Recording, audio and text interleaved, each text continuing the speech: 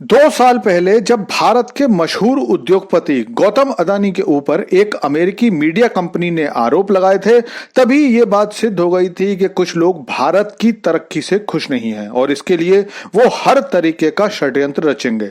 और अब यही सभी कुछ भारत की डिफेंस की सबसे बड़े पीएसयू कंपनी एचएएल के साथ भी किया जा रहा है।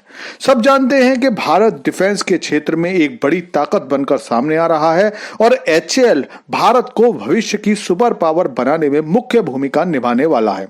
वैसे में एचएएल और भारत की छवि को खराब करने के लिए अब पश्चिमी देशों का एक गुट फिर से उठ खड़ा हुआ है। दरअसल अमेरिकी मीडिया कंपनी न्यूयॉर्क टाइम्स में कल एक लेख छापा गया। इसके अनुसार एचएएल ने रूस यूक्रेन युद्ध के दौरान रूस को क्रिटिकल टेक्नोलॉजी सप्लाई की थी।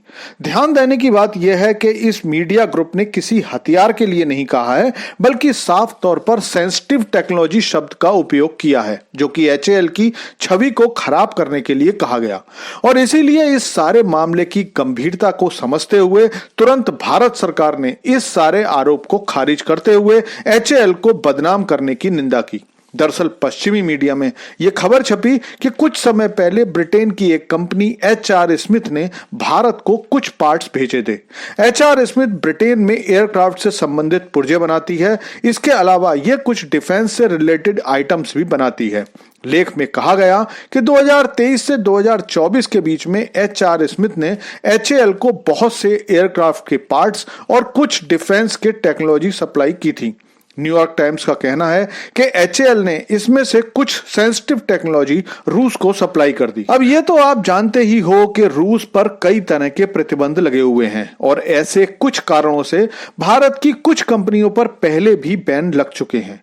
इसके अलावा डिफेंस के कई ऐसे प्रोडक्ट्स भी होते हैं जिनको बेचते समय ये शर्त होती है कि इनको किसी तीसरी पार्टी या तीसरे देश को नहीं दिया जाएगा।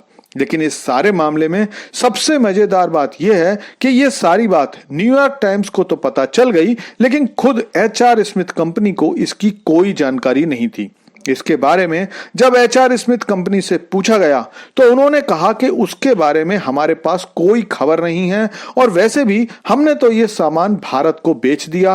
अब भारत से वो कहां गया, इससे हमारा कोई लेना देना नहीं है। लेकिन अब मैं आपको बताता हूं कि भला ये खबर क्यों छापी गई है। तो इसकी वजह एचएएल की बढ़ती हुई ताकत है।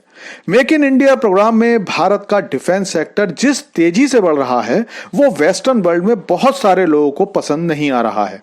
हथियारों की लॉबी जो अब तक भारत को अपने कस्टमर के तौर पर देखती थी, उसे यह बात हजम ही नहीं हो रही है कि भारत कैसे हथियारों के इंपोर्टर से एक्सपोर्टर बनता जा रहा है। उनके लिए यह बात बहुत आश्चर्यजनक है कि छोटी सी छोटी चीज के लिए विदेशों का मुंह ताकने वाला भारत आज खुद अपना फाइटर जेट, लड़ाकू हेलीकॉप्टर, तोप, एयरक्राफ्ट, बंदूकें सभी कुछ बना रहा है।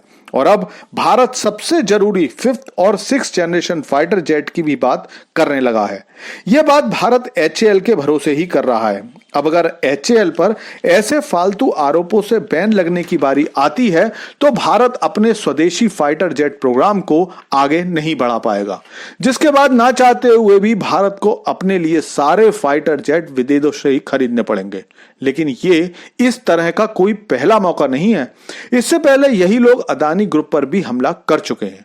लेकिन भारत अब रक्षा क्षेत्र का मजबूत खिलाड़ी बन गया है। भारत अब केवल अपने आसपास के देशों को हथियार सप्लाई नहीं कर रहा है, बल्कि अब भारत यूरोप, अमेरिका, अफ्रीका सभी जगह अपने हथियार बेच रहा है और पश्चिमी मीडिया की यह कोशिश भारत को अब रोक नहीं पाएगी।